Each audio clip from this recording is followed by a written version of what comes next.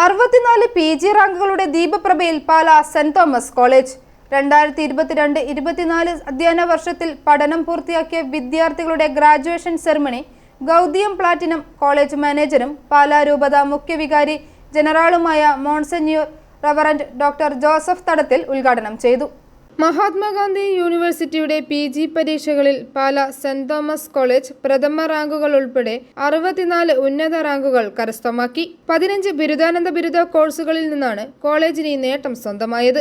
UGC net പരീക്ഷയിലും അഭിമാനാർഹമായ നേട്ടമുണ്ടാക്കാൻ വിദ്യാർത്ഥികൾക്ക് സാധിച്ചു. 2022-24 അധ്യയന വർഷത്തിൽ പഠനം പൂർത്തിയാക്കിയ വിദ്യാർത്ഥികളുടെ ഗ്രാജുവേഷൻ സെറിമണി ഗൗതിയം പ്ലാറ്റിനം കോളേജ് മാനേജരും പാലാ രൂപത മുഖ്യ വികാരി ജനറാളുമായ monsignor reverend doctor Joseph Thadathil ഉദ്ഘാടനം ചെയ്തു. മലയാളം മനോരമ എഡിറ്റോറിയൽ ഡയറക്ടറും ഭാഷാപോഷിണി എഡിറ്റർ ഇൻചാർജും സെന്റ് തോമസ് കോളേജിലെ ഇംഗ്ലീഷ് വിഭാഗം പൂർവ്വ വിദ്യാർത്ഥിയുമായ ജോസ് പനച്ചിപ്പുറം മുഖ്യപ്രഭാഷണം നടത്തി.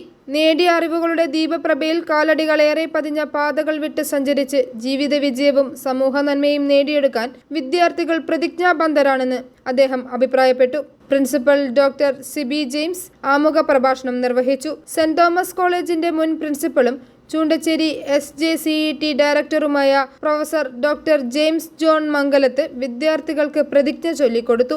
Vice principal reverend doctor Salvin K Thomas, bursar reverend father Mathew Alappattumedayil, MG university syndicate അംഗം professor Joji Alex, PTA vice president doctor Baby Sebastian മുതലായവർ നേതൃത്വം നൽകി.